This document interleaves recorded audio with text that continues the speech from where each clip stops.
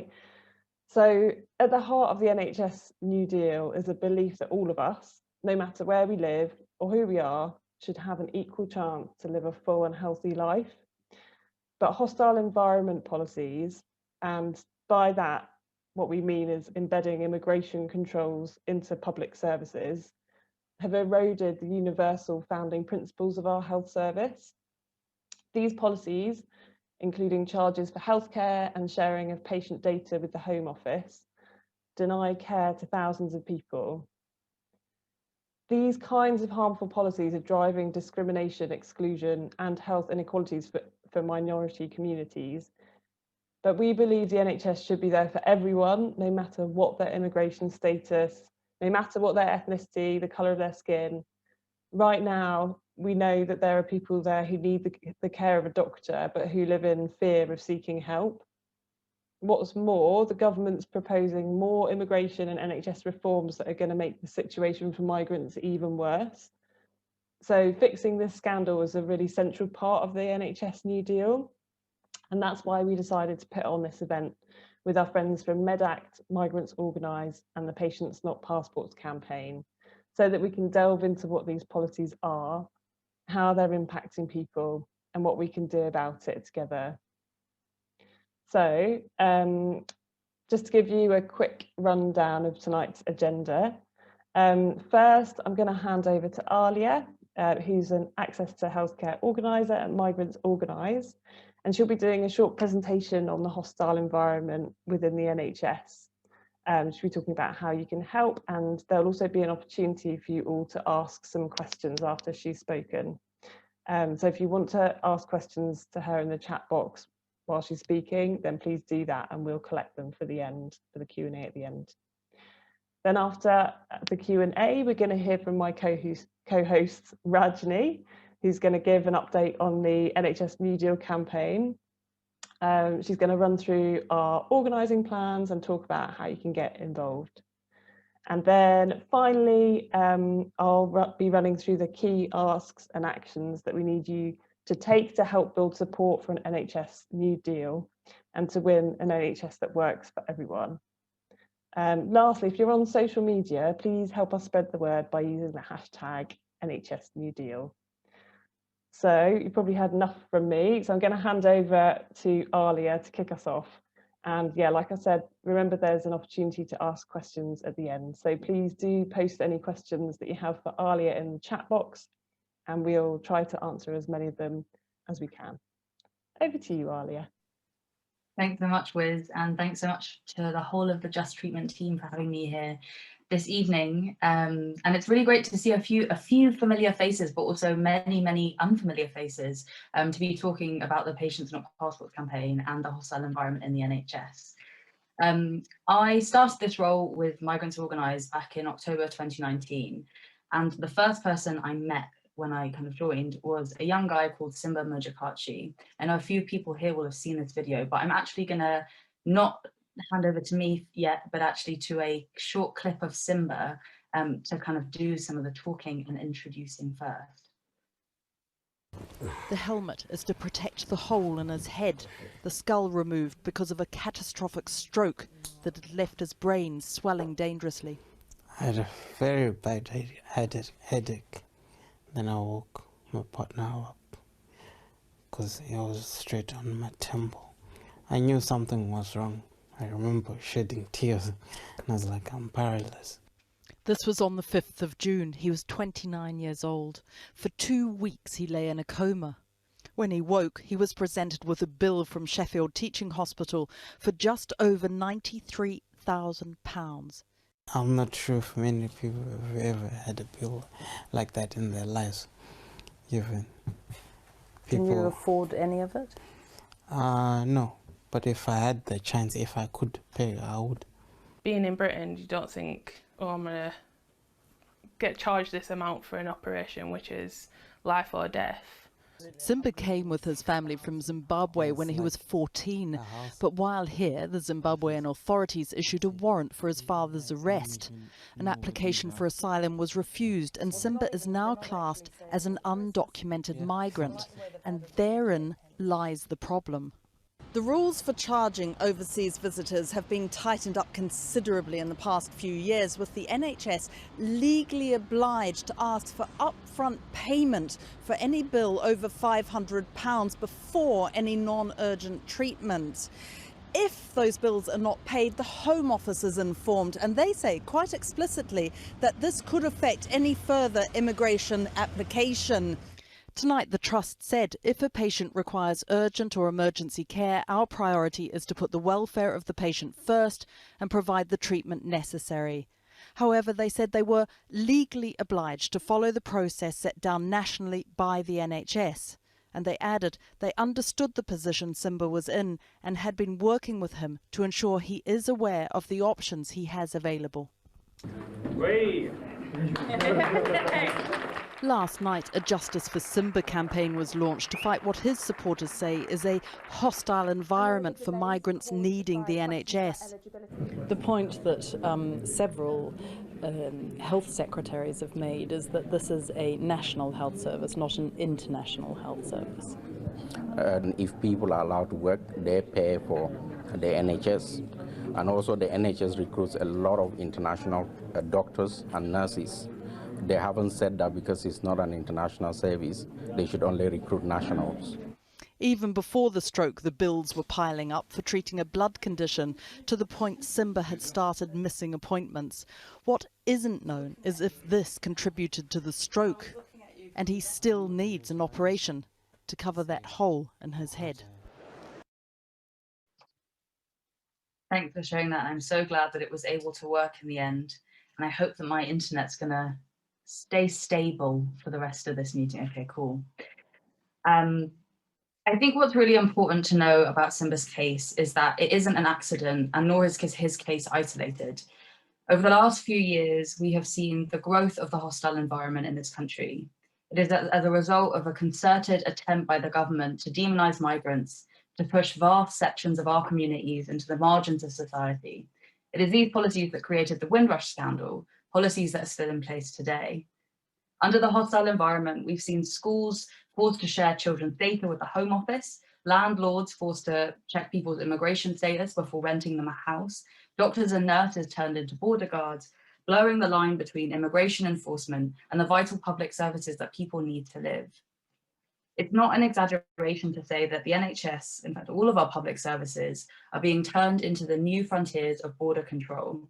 Since 2014, we've seen a significant expansion in charging for the NHS, first by linking immigration status with entitlement to the NHS, excluding hundreds of thousands of people here, living here who, for whatever reason, don't have the right documents. They're undocumented or underdocumented, including people who can't prove it because they don't, for example, have a passport.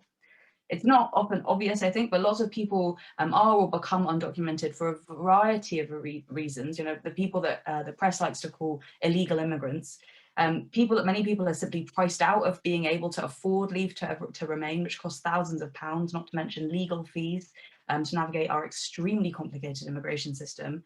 And if you don't earn enough money, for example, you can't get visas for your family. And there are many people who are just coming here in search of a better life who can't afford the cost to regularize their status. Alongside this expansion of charging up to 150% of the cost for secondary care, the government also introduced this thing called the Immigration Health Surcharge, which was in the press a lot around this time last year. It's a fee that the NHS, to use the NHS, that almost doubles the cost of applying for a visa, a racist double tax on migrants, essentially, making it unaffordable for most people to regularize their immigration status. And then in 2017, and probably one of the most significant changes we've ever seen in the NHS, the government introduced upfront charging for non-urgent care, upfront. That means that hospitals now need to check people's immigration status before they provide them with care that they need. And if they don't have the right documents, if they don't have the right status, they have to pay first. And if you don't have the money, too bad. And what sits behind this whole system is data sharing between the Home Office and the NHS. If you have a debt to the NHS, you're reported to the Home Office, and it can affect future visa applications. And the NHS are often checking people's status against Home Office records.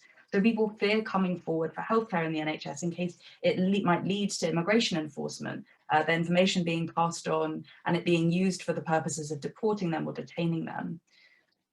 What we're seeing as a result of these inhumane policies is people being deterred from the care that they need, people being denied treatment on the basis of the documents that they have, questioned about their entitlement to care because of how they look, or if they're having an accent, or even a foreign sounding name. And people therefore being, having to choose between being charged for care, facing deportation, and their good health. We regularly see women charge thousands of pounds for maternity care who don't have any money, and women who are so fearful of these fees that they don't go for antenatal care with devastating consequences. We've even seen women who've been charged thousands for miscarriages. We see cancer patients who are refused life-saving treatment because of their immigration status, or who have to spend months battling with NHS Trust to prove their eligibility if they can, during which time they just get sicker. We see people who need dialysis being told that they have to wait till they're sick enough, for example, having renal failure secondary to sepsis, before they can get treatment, and that treatment is they just have to go to A&E, because A&E is still one of the services that's free for everyone. People don't stop getting sicker as a result of these policies. They just stop coming forward for healthcare which is their human right. And if they do come forward, it's often too late, requiring more risky, more invasive procedures and treatment which is often much more expensive to the NHS.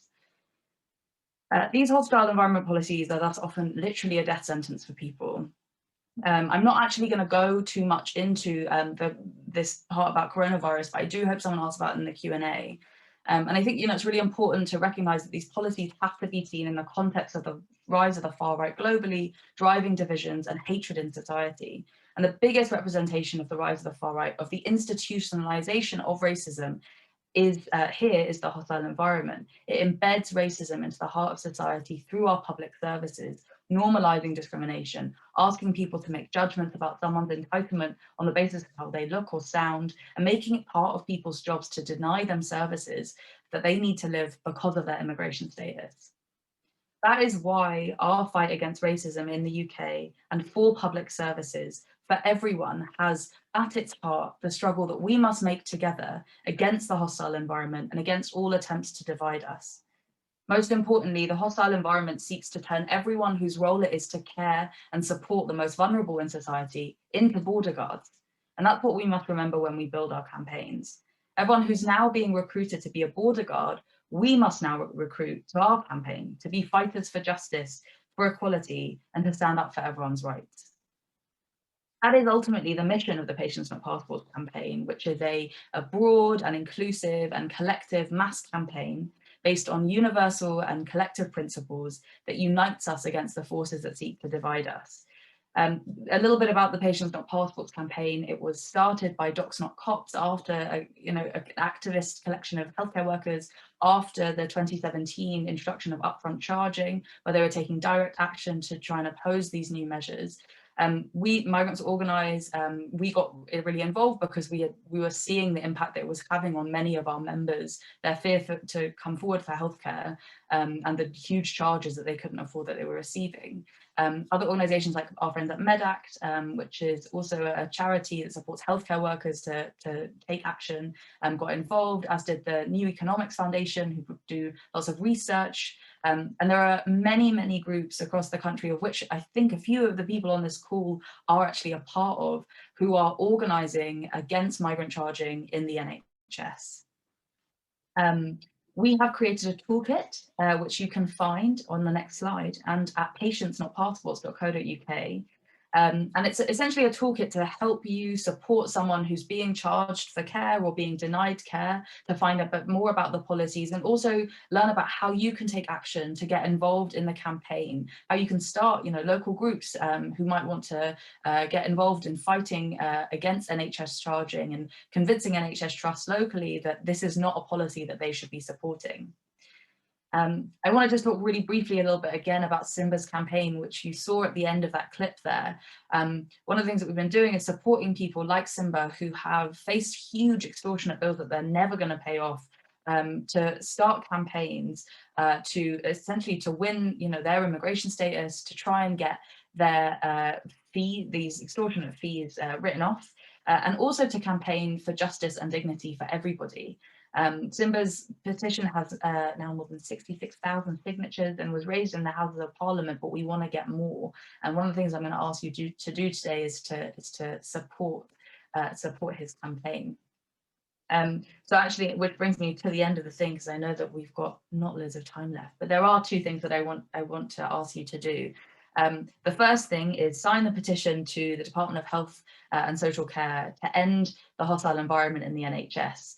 It's a bit of a double-edged sword, because not only will you be supporting the campaign and putting pressure on the Department of Health by doing this, you will also conveniently be signed up to the Patients Not Passports mailing list, where you will hear more from us about how you can get involved in future actions, hear about your local groups, and learn how you can get involved. And the second thing is to support Simba's campaign. Sign his petition at change.org/justice for Simba.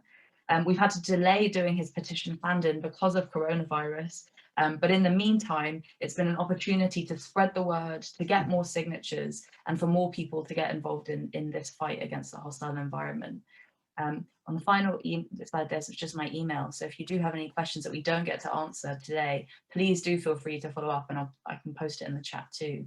But thank you again to Just Treatment for having me here, and I look forward to some questions. And sorry again for the glitches. Alia, thank you so much for that incredible summary of all the horrendous policies that are affecting so many people across the UK.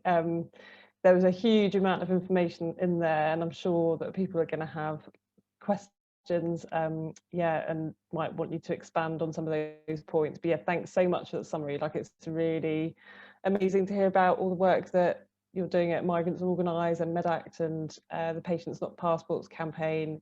For anyone who didn't see those links in the chat, please do sign those petitions, and yeah, you have our total support and solidarity. And yeah, apologies as well for the technical glitches, but hopefully we've got those smoothed out now. So like I said before, yeah, like, please do post any questions for Alia into the chat box, and we've got kind of just under, well, probably about 10 to 15 minutes now to kind of open the floor to questions. Alia, I think the first question in the chat box was around from Barbara. Thanks, Barbara, about what has been, oh no, I've lost it. Yeah, could you say a little bit about GPs' involvement in the hostile environment and the ability of migrants to access GP surgeries? So maybe if you could kick us off with that one. Yeah, definitely. It's a really great question, because a lot of what I was talking about that with charging only applies to secondary care and not to primary care, so not for GP surgeries. Anyone is able to register and use all services at GP surgery for free, regardless of immigration status. But actually what we see and what we know is that GP practices will often do things when you register, like ask you to you know, provide ID, to have a proof of address, and so on, which is often just for their convenience. But actually for many migrants, it makes it extremely difficult to register. And when someone asks for that, they don't realise, but for someone without those kinds of documents and with this fear of the kind of wider hostile environment, can be a huge barrier for them to actually be able to access that service.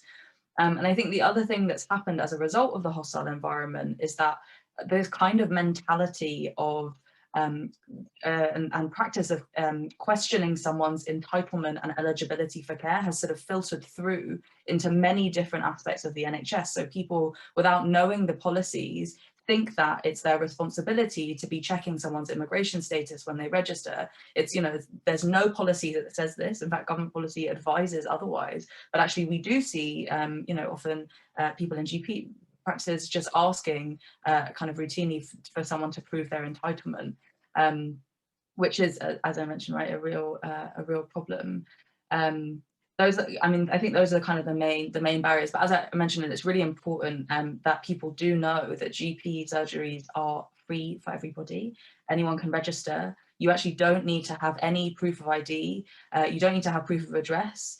You can register with a GP practice's address. And I think it's really important that people know that, especially during coronavirus, where the primary way that people are going to get the vaccine, for example, is through registering with a GP. So it's something that we work on a lot. but yeah, it's not subject to the hostile environment in the same way that secondary care is. Thanks, Alia, that's super helpful. We've got a question from Hope here, which is, yeah, a really pertinent one. Have you got any tips for the most effective ways of dealing with the argument that the NHS is being overwhelmed by treating migrants, or the NHS doesn't have the resources to treat migrants? Yeah, so like, what's your advice on the best way to tackle those kind of arguments? It's a great question. And I think there's kind of a three-pronged attack, as it were, 3 layers of argument that you can use. Firstly, sort of on the kind of same, in the same kind of logic as the question is asked, right? The thing that happens as a result of these policies is, as I mentioned, right, people don't stop getting sick. They get sicker when they don't come forward for often preventative care. And that often means that then what happens is they go to A&E, where they they end up using more resources, needing more expensive treatment, more invasive treatment, and much longer term treatment for healthcare problems that have, haven't been prevented, but have just got worse. And that's, not something, I mean, anyone who works in healthcare knows that you should always be advocating for preventative medicine rather than emergency medicine, which is so much more expensive. But it's very, I think this, the second point is it's very, very difficult to cost what are the outcomes of this, because how do you cost also the trauma and the harm that's caused to migrant communities by hostile environment policies, and actually we don't really want to be making the argument on the basis of cost, even though it is extremely flawed. Healthcare is a fundamental human right, and by excluding people from our healthcare services, we are denying people that human right. And I think that's really, really important. I think the final thing is this idea that the NHS was founded as a universal service that was not built to exclude anyone on the basis of their ability to pay or immigration status or anything like that. It was there for people when they need it. That was, some of the founding principles of the NHS, and I think it's really important that even though we may have never actually reached that in practice, that we should be advocating for a truly universal NHS. So I think those are some of the common arguments that you can use against that kind of framing. I could see a lot of nodding heads as you were speaking there. Yeah, I think we're all in agreement with that. There's a specific question here from Anne. So we've probably got time for a couple more questions. So yeah, if anyone else has more questions for Alia, please do post them in the chat box. So Anne, I'll just read this out for anyone who hasn't seen it. It said, I sent photos of injuries of a refugee from Iran has to a GP and asked about registration but got no reply. This particular surgery has recently been taken over by an American medical group. Do you think this will make problems worse for asylum seekers and refugees in the future? Yeah, definitely. There are so many layers to this. I mean, I think one of the things that's really important to, which is maybe slightly digressing from your question, but I think is important to remember, is that often what we know, and what we see is that things that are brought in for migrants are then extended to the rest of the population, right? Migrants are able to be this testing ground for what the government thinks might be really unpopular policies for everyone else. So they test them on migrants who have fewer rights, less ability to stand up for their rights, before it kind of expands to everyone else. And I think charging is a really key element of this. By introducing the infrastructure into the NHS to charge people, including upfront, you are essentially saying we now have the systems in place to be able to do that for everybody else. So that's kind of a question around the privatization element of what's happening to the NHS. But in terms of American medical, definitely, I think this is going to make things much more difficult. I mean, what we know is, with GP practices which are really embedded in the community, and this with a lot of the coronavirus response, they've been able to respond to the needs of their communities because they know them really well. And when you have privatized companies from elsewhere who actually don't understand the needs of the patients that they serve, they're not going to be able to understand, for example, what a refugee might need, translation resources, access to other kinds of services, and being able to signpost to those kinds of services that someone might need. So I think, yes, absolutely, it's going to make many problems. I mean, we already know that it is a huge problem for all of us. Alia, thank you. Yeah, horrifying and awful to see, yeah, how these like changes to the NHS are so kind of intertwined and interlinked. I'll maybe just ask one more question just before we wrap up the Q&A, but you mentioned the impact of the hostile environment or I think you mentioned something called the coronavirus exemption. So I was just wondering, yeah, if you could talk about like the impact of the hostile environment during the pandemic. That'd be great, thanks. Very timely, yeah. So one of the things we sort of knew coming into this, right, was that there are a number of exemptions to the charging regulations, including for groups of people like refugees they're not chargeable, and also asylum seekers. If you have a live application with the Home Office, you're exempt from charging, but it's very easy for people to fall in and out of these categories, right? Another sort of set of exemptions applies to certain medical conditions. So all communicable diseases, including HIV, TB, and many other diseases are, like coronavirus, are exempt from charging, precisely for the reason of it becomes a public health crisis if there are people who are unable to get access to the treatment, testing, you know, whatever it is that they might need for those kinds of illnesses and diseases. But we know that, and all of the evidence shows that, for example, with HIV, people you know, who are HIV positive don't come forward for healthcare because those posters that were up in hospitals saying NHS treatment isn't free for everyone, it doesn't discern which treatments are free for you and which are not. So people don't know, and the point is it's an environment of hostility where you think that there might be repercussions for your immigration status if you come forward for healthcare, and people don't know, okay, if I come forward for this bit of healthcare there aren't going to be, but if I come forward for that bit then it's, there may be problems. And so actually you either need a service which is free entirely, or you are going to have the problems anyway. And that's lived out during coronavirus, where there is this exemption for coronavirus, for testing, treatment, for vaccine, but people don't know about it, and people have been too fearful coming forward, especially with the kind of off-site, the testing sites. People don't know if the police are going to be there, if immigration enforcement's going to be there.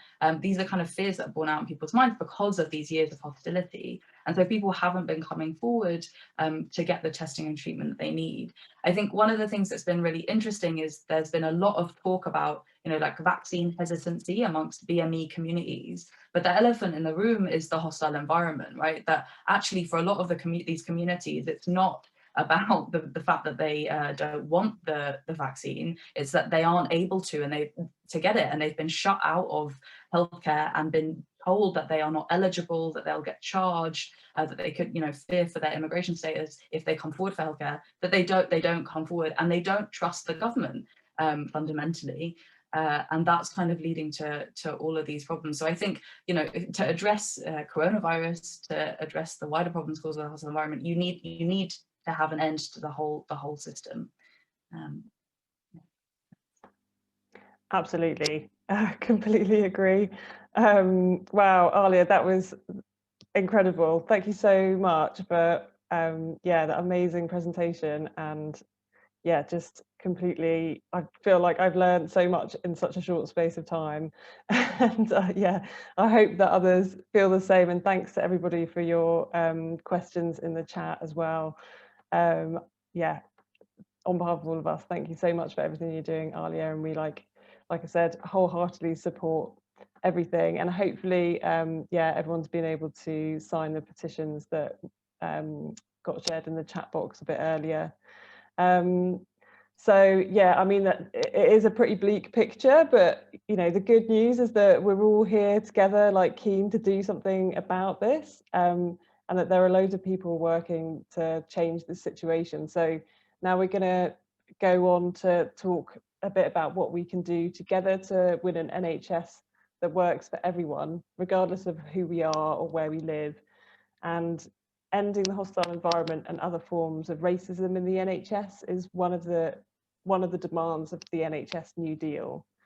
So by working together to grow the campaign for a New Deal, we're also building a movement of people who are standing up for migrants' rights and opposing harmful health inequalities, fighting racial discrimination in healthcare.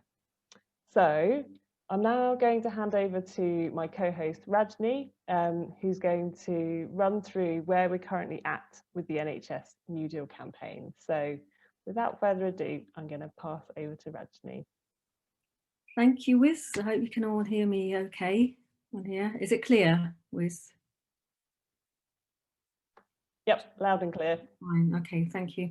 Yeah, my name's Rajni and I'm a Just Treatment leader. I got involved with Just Treatment and the NHS New Deal late last year. Basically, I filled in a survey that was sent to me by Just Treatment.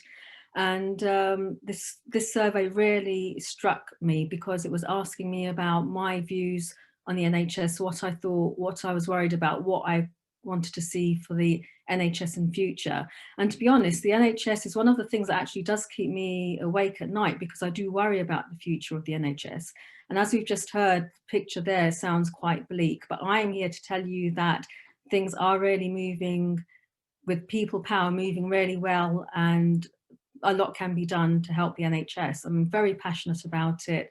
And I feel the NHS is something that we can be so proud of because it's something that, you know, the world envies. It's something that should be and has been there for everybody, regardless of who you are or what your status is or how wealthy you are or what your background is. And this is the kind of NHS we still want with this new NHS deal. So I'm going to give you a brief recap of our campaign so far, what we've been doing already and what we've already achieved together. So in case anybody here is new to our deal, even if you already know about it, it's always good to have a recap as well. So the NHS New Deal is a set of demands which were brought together by Just Treatment via people like myself. So people that filled in the surveys, people that had conversations with friends and family that recorded these, sent them back to Just Treatment about exactly what people would like to see from their NHS. So it was people right across the country, and there were over 1,500 conversations had that have now fed into this new NHS deal. So the deal sets out our vision for a fully funded, truly public NHS, which will respect health workers and give patients the power to shape the future and ensure that everybody gets the quality care that we all deserve. So there are three key facts that I want to tell you about in our plan to win a new deal for the NHS. So the first thing is the politicians. If they want to change things, they can. We've seen with the pandemic that MPs can do big things, but only if there's enough pressure on them to do so. The second thing is there is huge support out there for the NHS. I did feel very much alone, that I was worried about the NHS, what do other people think? But you've seen last year when millions of people on the doorsteps clapping for the carers, and there were painted rainbows in windows. And even now when I walk around my local area, those posters that the children have made are still in the windows with the rainbows and clapping for heroes and all of that. So you know that people really do care and are passionate about the NHS. And the third thing is politicians, again, they do care about their votes.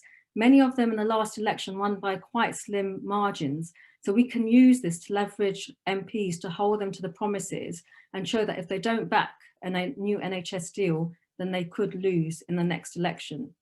So we have three simple principles on which we want to organise our strategy to achieve these aims for a new NHS deal. So the first one is that we are going to use our NHS stories to bridge the political divide.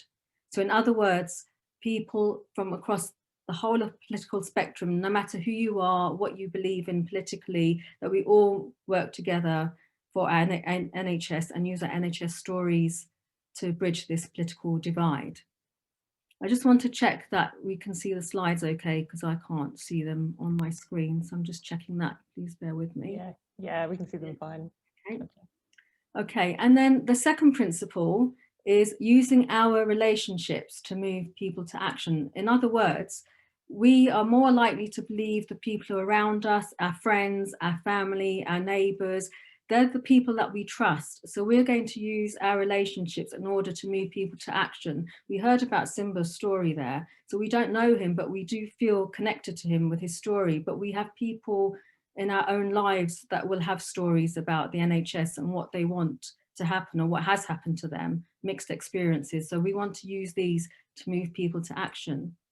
And then we're going to use people-powered tactics to show the depth of support, to build our movement and put concrete pressure on our politicians to act. So in other words, all of us working together. So the movement is coming from all of us people and what we want to see in our NHS rather than people telling us what they think we need to have in our NHS. So these are the strong foundations that the NHS New Deal campaign is built upon. Since we launched the campaign just over 3 months ago, so it's not really that long ago, but we've been blown away by the response already. So far, 21,000 people from across the UK have added their name in support of the New Deal. More than 160 people have signed up to become NHS New Deal organisers in their constituencies. So we've basically targeted every constituency in the UK where we hope to get an organiser to work and promote the New Deal and explain it to people. Hundreds of supporters have together donated thousands of pounds to help the campaign to grow. And the NHS New Deal has been endorsed by 13 organisations and counting, including our friends at Migrants Organise who are with us tonight. So the government's plans to overhaul the asylum system will make it even harder for asylum seekers to gain refugee status in the UK, as you have heard, excuse me. So it's even more critical for us to start pushing ahead with our New Deal plans right now. The next phase in the campaign will involve us ramping up efforts at a local level to reach out to our elected politicians and apply pressure on them to back the NHS New Deal.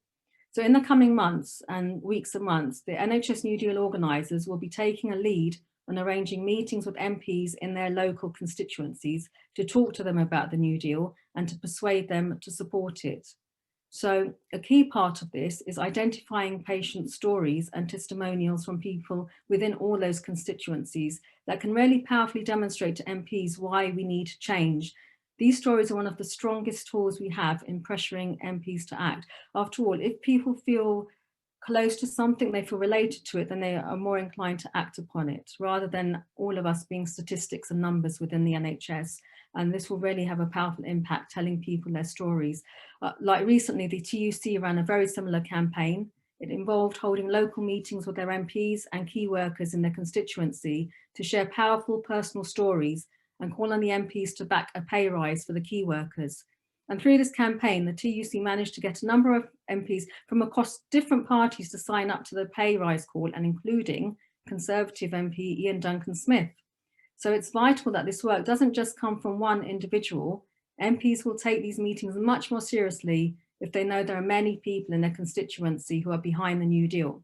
So what we have already done is launch local petitions in each constituency, which are going to act as the mechanism for growing that local support.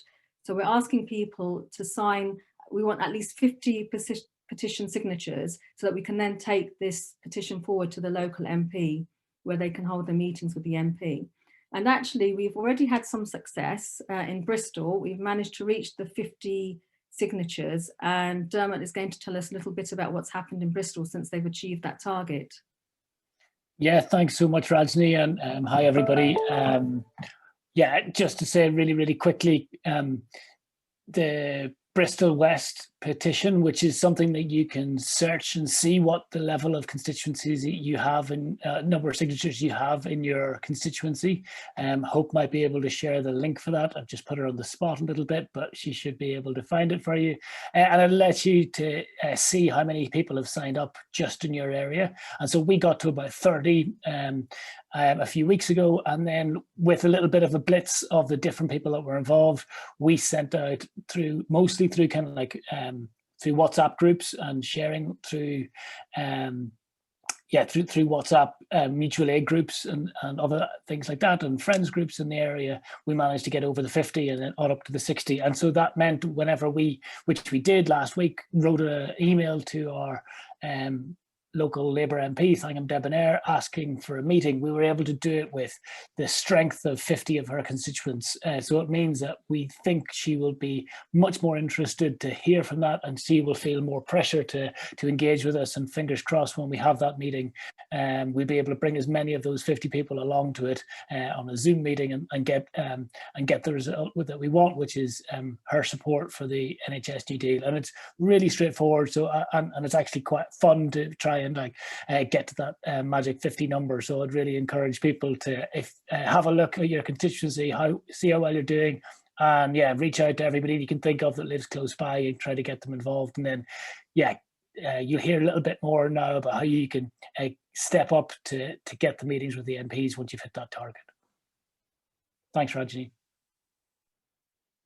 Thank you, Dermot. Yeah, so what we're calling this is the constituency level organising. So basically organising at your local level. We're going to use it as an opportunity to tell friends, family, neighbours the truth about what is happening to our NHS, because we know, neither the government nor the media will really do it for us. It's us people who are using the NHS day in, day out who really know what's going on. So it's really important to spread the word about how the hostile environment is having such a catastrophic impact on people's health. So how are we going to do this, and how can you all get involved? I'm going to hand back to Wiz now, who will actually tell us the practicalities of how we can really get this going. Thank you. Thanks, Wiz. Thank you so much, Rajni. So it's clear there's never been a more important time to fight for an NHS that's there for all of us, that doesn't discriminate and that protects, not penalises. So for this to happen, we need as many people as possible to take action. So off the back of this call, there are two key things that we really need people to do. We need people to step up to build local pressure on their MP.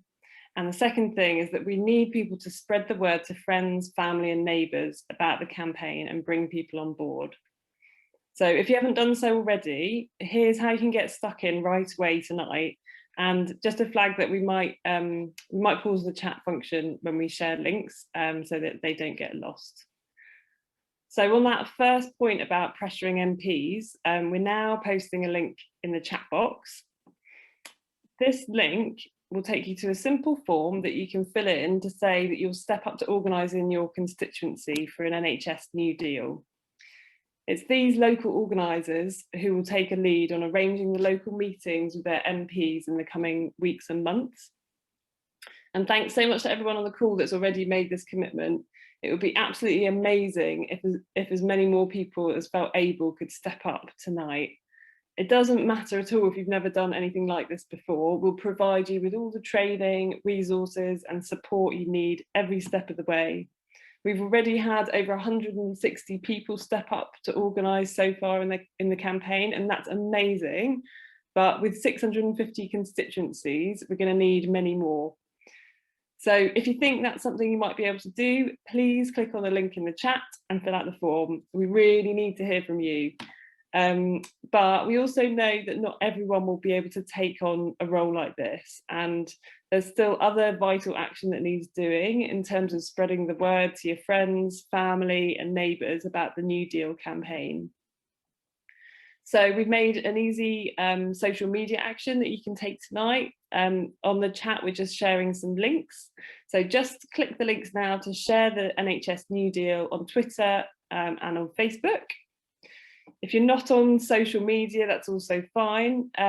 We've drafted an email that you can send to friends and family, just asking them to sign up to the NHS New Deal. And again, we're posting a link to that draft email in the chat. So if you could send that to your friends and family, you'll be helping to spread the word about the NHS New Deal. And if everyone here tonight on this call could commit to either stepping up to become a local organiser, or to taking the social media action, or even both, if you're feeling really raring to go, you'll be making a huge impact on the fight for a fully funded and truly public NHS that works for everyone. So we know that there's a huge support and love out there for our NHS, but together we need to turn that support into concrete action, which can hold our politicians to account and make sure that our NHS works for everybody. We can win a better future for our NHS and for patients across the UK but only if enough people get involved and we all step up to play our part. So with that, we've come to the end of the call. Thanks so much to our speaker, Alia, and thank you so much to my co-host, Rajni, as well. But above all, thank you so much to each and every one of you who took the time to join us here tonight. Whether you're already actively involved or you're new to the campaign, it's just brilliant to have you on board. So let's get out there and get thousands more people signed up to the NHS New Deal campaign so that we can organise to win an NHS that works for everyone. Bye everyone, have a great night, stay safe, and we'll see you again soon.